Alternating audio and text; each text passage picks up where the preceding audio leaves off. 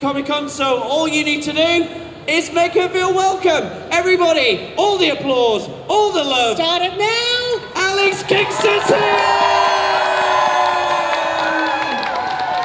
Welcome! Would you like a big couch or a small chair? What's your preference? I'll take a big couch any day. No one's took a wing back. Everyone goes couch. Yeah. Hello, Alex. How are you? Because I can go like this. Do you know this is what this is nice?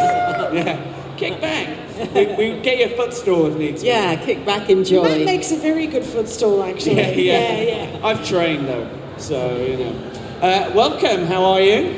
I'm very well indeed. It's been 2 fantastic days here in Brussels. I've never been here before, and I'm coming back for sure. That's what we want to hear. So have you seen much of Brussels yet, or has it mainly been the con? No, I've seen a hotel room. Oh, good. I've seen a lot of construction as I've been driven from my hotel to the convention. I heard that's your thing though. You go to cities and say, "Where are the big sites? What's going on?" Yes, where are the big sites? The big construction sites. I want to see some cranes. Yeah, exactly. I guess you're no stranger to the Comic-Con life then. I imagine you've done a few. I've done quite a lot of Comic-Cons actually. I sort of started slowly and then I've sort of like fully embraced the fandom.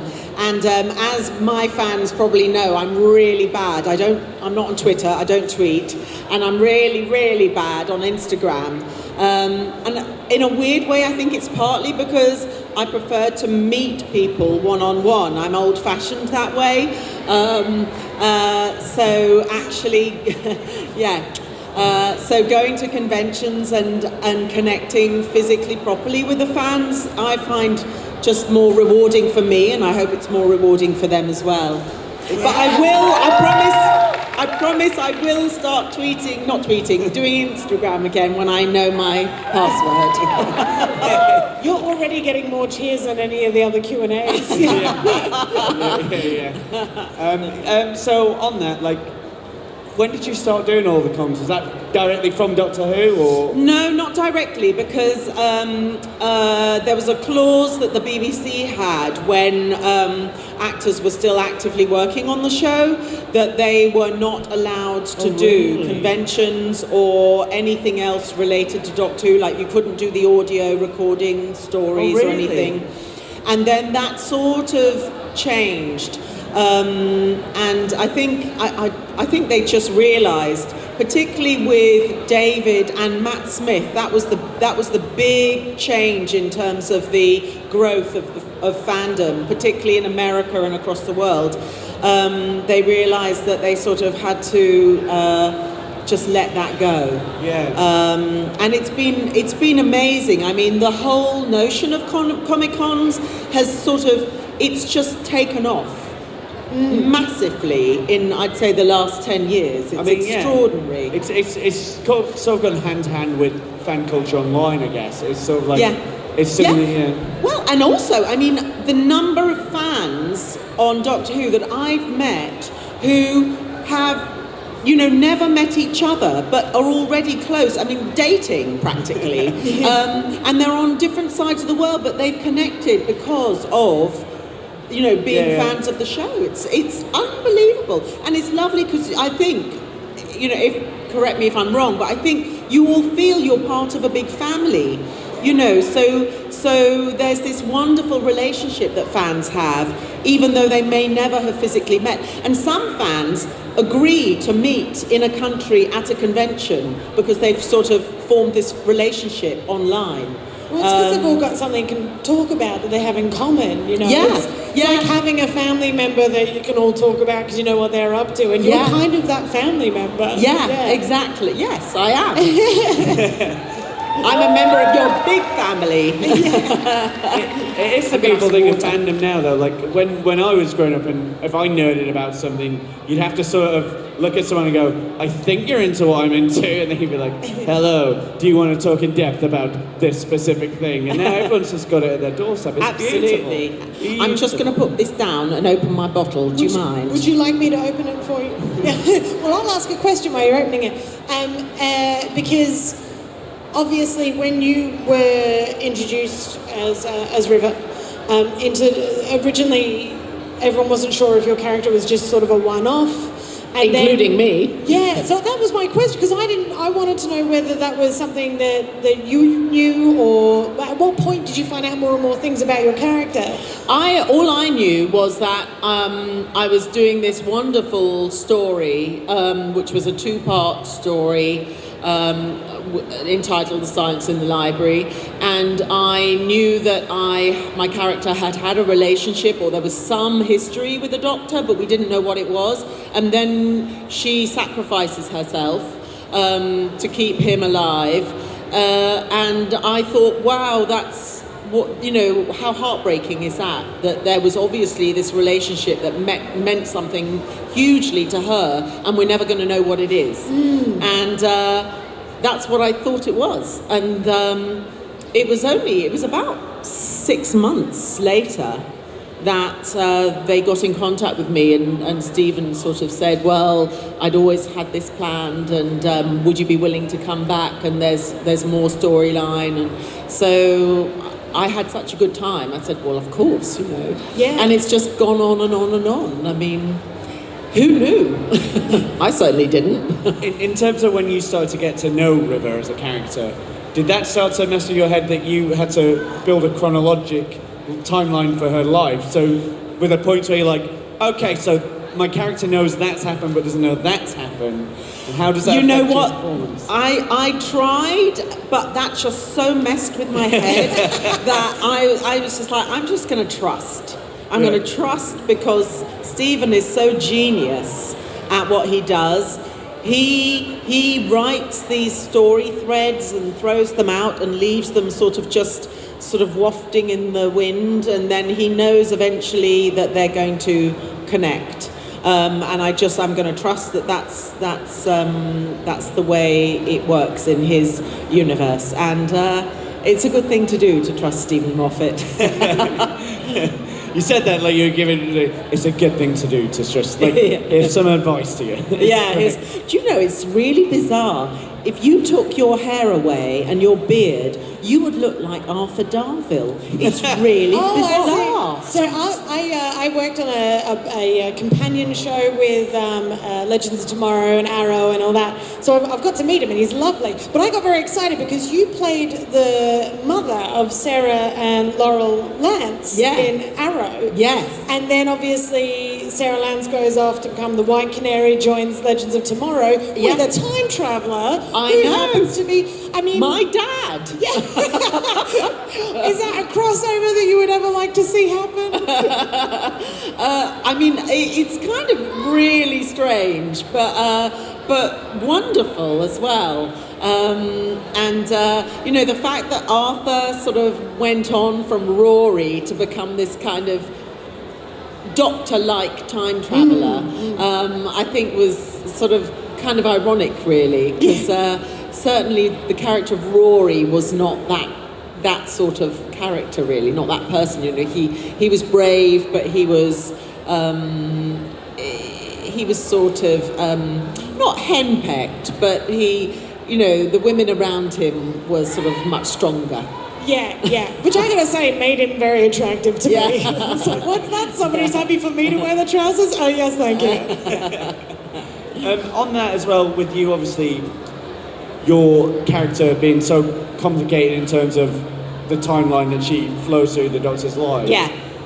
Was there sort of, I guess you never know when that character begins and ends in terms of you can now come back anywhere. Do you find it quite exciting that you might have Doctors that haven't even been on screen yet and you impact their life in some way as a character? What, totally. I know I've met my second wife, but the audience haven't seen that happening yet. Yeah. And I think it would be great for me to meet my second wife, who's the Doctor right now, at some point. But yes, certainly going into the future, there's the sort of, messing with your head idea that there are future Doctors who may even only be 7 years old right now. Yeah. But likewise, doing the Doctor Who audio stories, I've worked recently with Tom Baker. You know, I'm sort of traveling back in time. So River is still time traveling, and she's sort of getting to meet, I mean, every single husband in every sort of physical manifestation. It's really exciting. Do you have like a coffee-style Costa stamp book where whenever you work with a new one, you're just like... Yeah.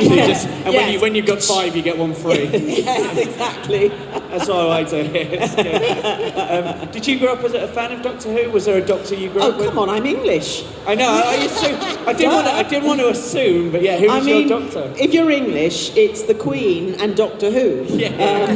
I thought you were saying the Queen is your favourite Doctor, and I was like, what a scoop! No, that would be very weird. I would watch that. Being married to the Queen. Jodie finishes in the regeneration, the Queen's just like, you know what, I've done enough royalty stuff, I'm trying this. Yes, yeah. K9's a corgi. Who was your Doctor growing up then? My doctor was John Pertwee. Oh, nice. Yes, he was my doctor. Is he still the one you hold dear in your heart, or now you've worked with him, are they? You don't have to pick a favourite, don't worry. No, to be honest, I mean, I think every person has their own doctor, and they're quite loyal to that doctor. And it's sort of, I think it is when you first really connect to the show, and it depends, what time that is, what age that is. So for me, the John Pertwee years were for me the years, but I mean, certainly now, working with them all, I get asked often, which is your favourite doctor? Yeah, I didn't want to ask. And, I just say, well, they're all the same person. They're just in different physical forms. And that can be very exciting for River Song. It's a very good answer. if you were, my wife would say the same about me over the years, don't worry. Yeah, we are going to jump out to the audience because we've not got you for long. So if you have a question, I'm sure you do, raise your hand. If you can come towards the front so we can get you on the microphone, I'll get you first. And then if you want to come this way, we'll get you and we'll move down, we'll get you. But we have to be quick. Hello. My question is, will we ever see River again on screen?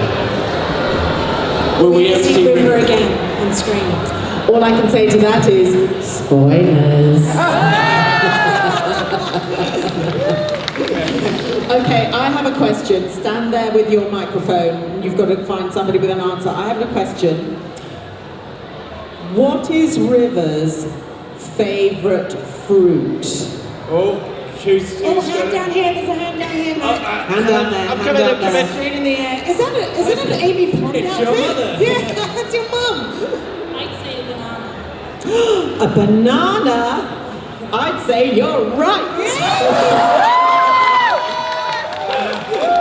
We need a t-shirt that says Alex Kingston threw a banana at me. I'll just say this now, there is a flying banana warning at this show. Yes, we've got someone's waving at me down here. Hang on. Talking about bananas, I studied them, but finally is banana. If you know what I'm talking about. I can't hear what you're saying. It's about one of our previous convention with David, and I was wondering is if he has finally Got his banana? got his banana. Yes, he has. I'll say no more. I don't know what that means. I'm like, okay. Yeah. Sounds like a different David's got his banana. Okay, we have questions down this way. So 1, 2, 3. Yep. Hello. I was wondering, because it's such a unique story, I like the story of like a love story told out of sequence or in the wrong order, and I was wondering how that was for you as an actor to kind of, how do you play that, because you don't know in which part of the love story you are.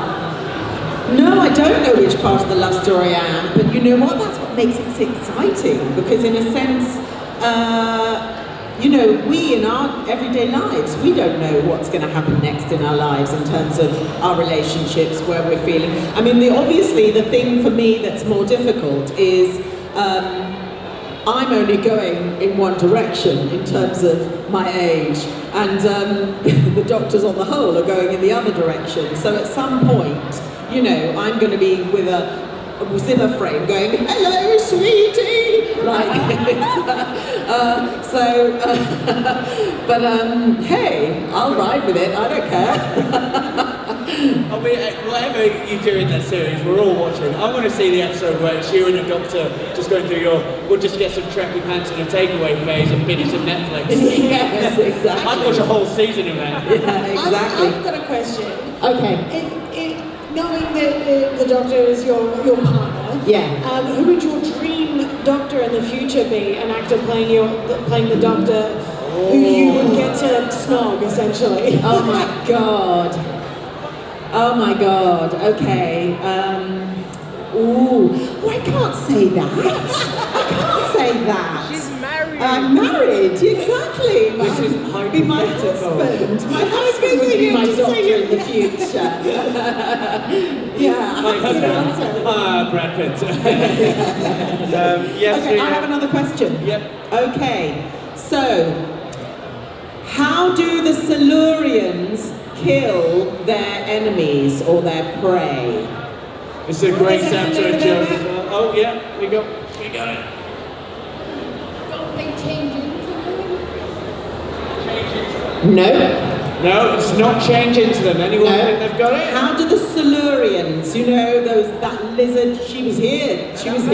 How do they kill? Oh, there's one there. How do they kill them? Wait, we got one here as well, so... Oh. No, yep, shout it out. There's Captain Marvel there. Yep. Come on. They lick them with their tongue into their neck and poison them. Absolutely right. Here's the banana. There's people in my hometown who kill in exactly the same way. Right, we I have... hope no one's allergic to bananas in this audience. yeah. Since you have a history and connections with Germany, I wanted to know, do you have a favorite or maybe least favorite thing about Germany or Germans in general? Okay, well, I'd say my favourite thing about Germany, but this is sort of more Bavaria, is Lederhosen. I have 2 pairs of Lederhosen and I have 3 dirndls. And I like to wear them. My least favourite thing about Germans? No, I don't think I have a, well, maybe Germans past history was not one of my favourite things. But I pretty much I like sort of, pretty everything. I mean, Germans even have a sense of humour, so, which is a little known fact. I love having a German audience member just nodding, yes. Yes, we do. They do. We do. Sense So of it's a humour. very efficient answer. Yeah, exactly. And, oh my God, who is it? Wurst. What's her name?